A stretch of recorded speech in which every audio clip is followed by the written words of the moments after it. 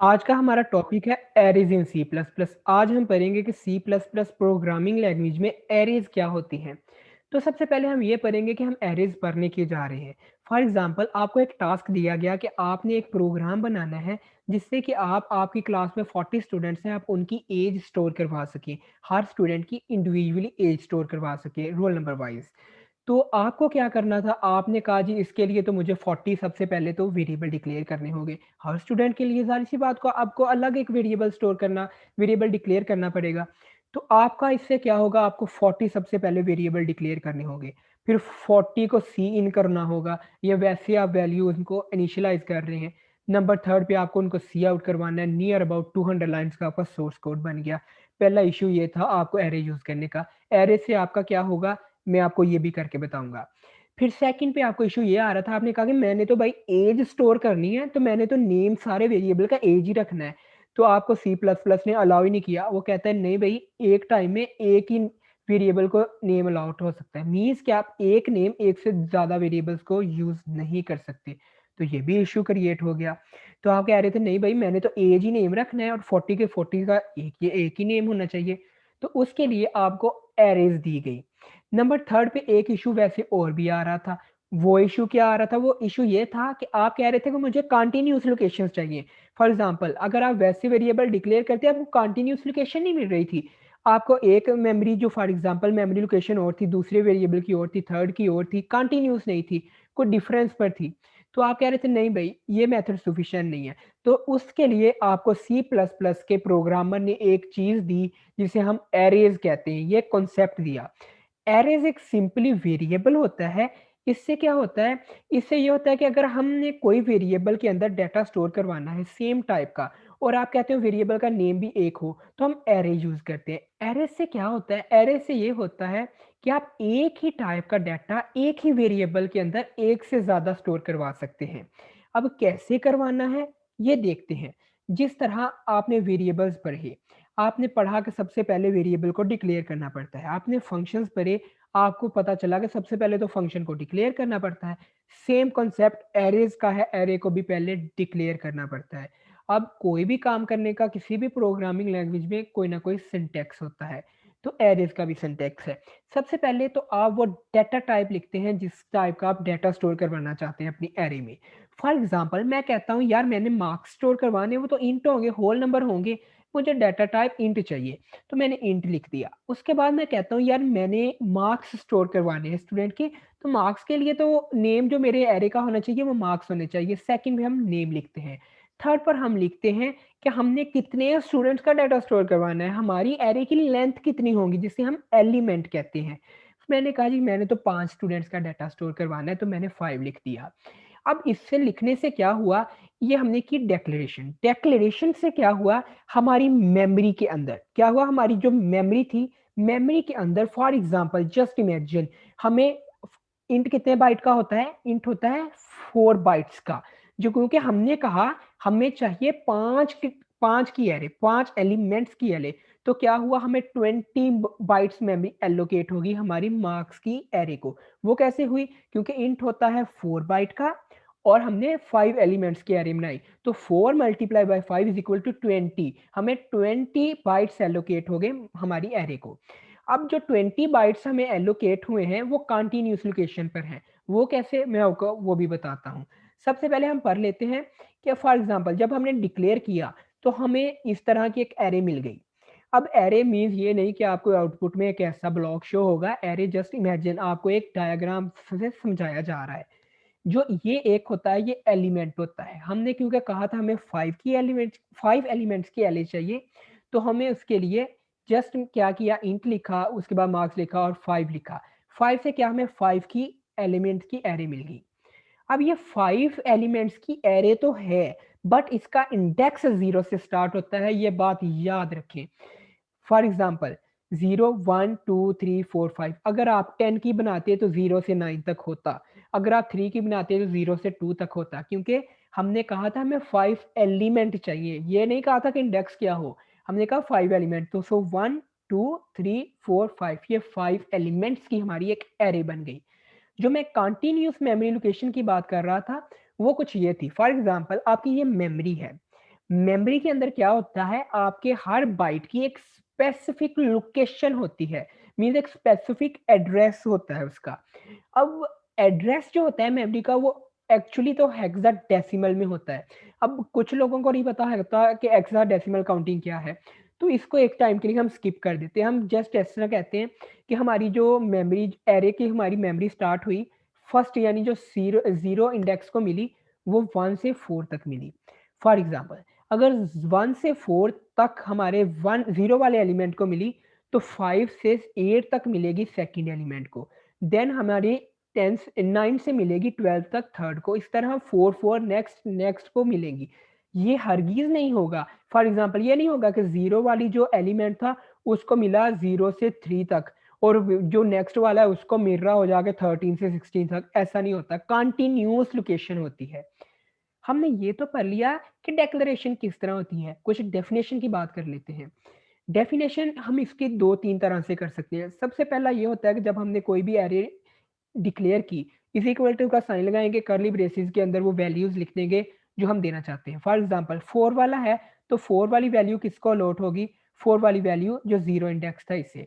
Then जो 6 वाली है वो फर्स्ट वाले को, 10 वाली जो वैल्यू है वो थर्ड को, जो 4 वाली है वो 8 और जो 5th वैल्यू हमारी होगी वो होगी 5। अब एक्चुअली में अगर हम बात करें, तो जो हमारे फर्स्ट एलिमेंट में वैल्यू होगी वो 4 वाली होगी। नेक्स्ट में 6, जो थर्ड की होगी वो 10, जो फोर्थ की होगी वो 8, जो फिफ्थ की होगी वो फिफ्थ वाली हो 5 वैल्यू होगी।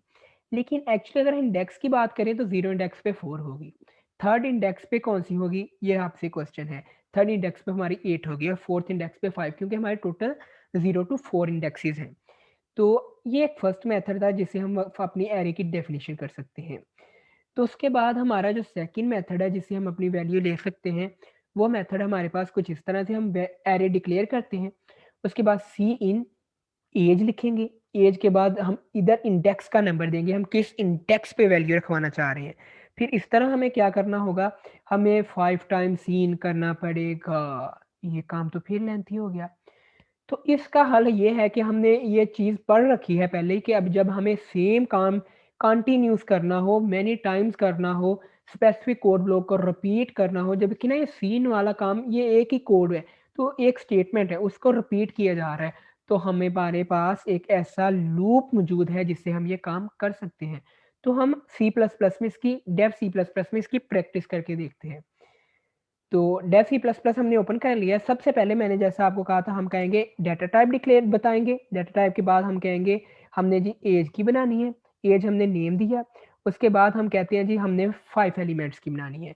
देन हम पहले मेथड से करके देखते हैं, पहले मेथड हमारा काम करता भी है कि नहीं।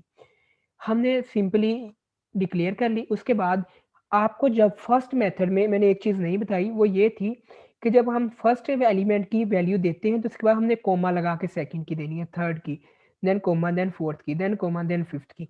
इस तरह आपकी एरे को वैल्यू तो असाइन होगी, बट हमने सी आउट तो करवाई ही नहीं। इसी तरह जब आपने सी आउट करवाना है, सी आउट लिखेंगे। आपको जो इंडेक्स की वैल्यू चाहिए, जिस इंडेक्स की वैल्यू चाहिए, फॉर एग्ज़ाम्पल आप कहते हो मुझे तो चाहिए जी थर्ड इंडेक्स की वैल्यू, या आप कहते हो मुझे फर्स्ट इंडेक्स की वैल्यू चाहिए, फर्स्ट यानी कि 1, और आप अपने प्रोग्राम को रन कर देंगे। क्या कह रहा है? कह रहा है जी फर्स्ट लाइन में आपने जहाँ पे डिक्लेरेशन किया भई वहाँ पे आपने टर्मिनेटर नहीं लगाया, टर्मिनेटर लगाएँ। अब देखें क्या होता है 2, अब 2 किस पे रखा था आपने, ये देखते हैं। देखिए, हमने कहा कि हमारे फर्स्ट इंडेक्स की वैल्यू दो, तो जो 2 था वो सेकंड नंबर पर है। क्यों ऐसा हुआ? ऐसा इसलिए हुआ क्योंकि हमने इंडेक्स का नंबर दिया है, हमने एलिमेंट का नंबर नहीं दिया। ये जो 0 इंडेक्स है, देन 2 हमारा फर्स्ट इंडेक्स है, तो हमारे फर्स्ट इंडेक्स पर क्या वैल्यू थी 2, सिंपली सी आउट हो गई।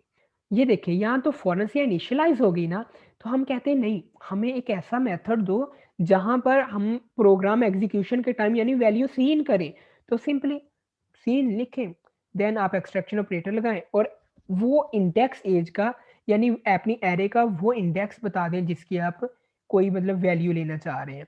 सिंपली मैं कह देता हूँ मुझे चाहिए फर्स्ट इंडेक्स की, उसके बाद ये कर देते हैं और रन करते हैं। मैं कहता हूँ 9, तो 9 सी आउट हो गया क्योंकि हमारे जो सी आउट करवा रहे थे वो भी फर्स्ट था। अब एक चीज़ इधर गलत हो रही है, फॉर एग्ज़ाम्पल आप कहते हो नहीं मैंने तो सारी एरे की वैल्यूज़ रखवानी है, तो उसके लिए आपको क्या करना पड़ेगा? आपको इसे 5 टाइम्स लिखना पड़ेगा क्योंकि आपके 5 एरेज़ के इंडेक्स थे। तो इधर हम सबसे पहले करेंगे 0 देन 1। हमने सिंपली किया कुछ नहीं है, ज़्यादा कोई नहीं है। देखिए हमने सिंपली अपने 5 इंडेक्स थे, सबको अलग-अलग 0, 1, 2, 3 लिख के तो इसे रन किया है। फॉर एग्ज़ाम्पल हम लिखते हैं इधर फर्स्ट को हम 5 देते हैं, सेकंड को हम 4 देते हैं, थर्ड को थर्ड एंड सेकंड 2, 1। अब ये 4 क्यों शो हुआ? 4 इसलिए शो हुआ क्योंकि सबसे पहले 0 इंडेक्स की वैल्यू ने सेंड की, सेकंड पे हमने फर्स्ट इंडेक्स की और हमने सी आउट किसकी करवाई? फर्स्ट की। तो फर्स्ट पे हमने सेकंड पे क्या किया था? हमने उसे 4 एलोकेट किया था, इसलिए हमारे स्क्रीन पे 4 शो हो गया। तो अब हम कहते हैं नहीं यार, ऐसा कोई नहीं करना। अब देखिए कोड की लेंथ तो उतनी ही हो गई। हमारा काम आसान तो हुआ नहीं। देखिए हमने 5 की बनाई है तो सबसे पहले 5 टाइम्स इन करेंगे, 5 टाइम्स सी आउट करेंगे तो लेंथ तो ज़्यादा हो गई। हम कहते हैं ये वाला काम ना हम लूप के थ्रू करते हैं। हम क्या करेंगे? हम फॉर लूप यूज़ करेंगे। फॉर लूप का आपको सिंटैक्स ये बताया था कि सबसे पहले फॉर लिखते हैं, उसके बाद स्मॉल ब्रेसेस के अंदर सबसे पहले इनिशियलाइज़ करते हैं। फॉर एग्ज़ाम्पल हम करते हैं int a is equal to 0 कर लेते हैं क्योंकि हमारा 0 इंडेक्स है। देन उसके बाद हम कर लेते हैं a इज़ लेस देन और इक्वल्स टू क्या करें बताएँ? क्वेश्चन है आपसे, 4 कर लें? उसके बाद देन हम टर्मिनेटर लगाएँगे और उसके बाद हम a++ करेंगे। और अब इसकी बॉडी लिखेंगे, बॉडी के अंदर हम सिंपली क्या करेंगे? बॉडी के अंदर हम ये वाला काम करेंगे।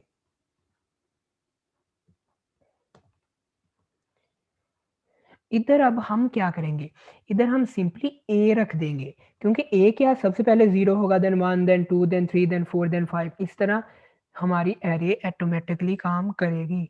फर्स्ट को देते हैं 5, सेकंड को देते हैं 4, थर्ड को देते हैं 3, देन देते हैं 2, देन देते हैं 1। अब एक्चुअली हुआ क्या है, ये सबसे पहले ये समझ लेते हैं। फॉर लूप चली, 0 इंडेक्स पे हमारी वैल्यू 5 रखवा दी, देन 1 फर्स्ट इंडेक्स पे हमने 4 रखी, इस तरह सो ऑन 1 तक हमने 5 इंडेक्स पे वैल्यू रख दी। उसके बाद हमने सी आउट क्या कहा था? हमने कहा सी आउट फर्स्ट इंडेक्स की वैल्यू, तो फर्स्ट इंडेक्स पे हमने क्या रखा था? 4, 4 सी आउट हो गया। अगर आप चाहते हैं कि यार इसी तरह मैंने सी आउट भी करवानी है वैल्यू, सिंपली फॉर लूप लगाएँ, उसके अंदर सी आउट के सेम यही काम करेंगे, बस सी इन की जगह सी आउट कर देंगे। तो इससे क्या होगा? आपकी 5 की 5 वैल्यूज़ सी आउट हो जाएँगी। तो ये सिंपली एरेज़ थी, तो इसमें कोई डिफ़िकल्ट चीज़ नहीं थी।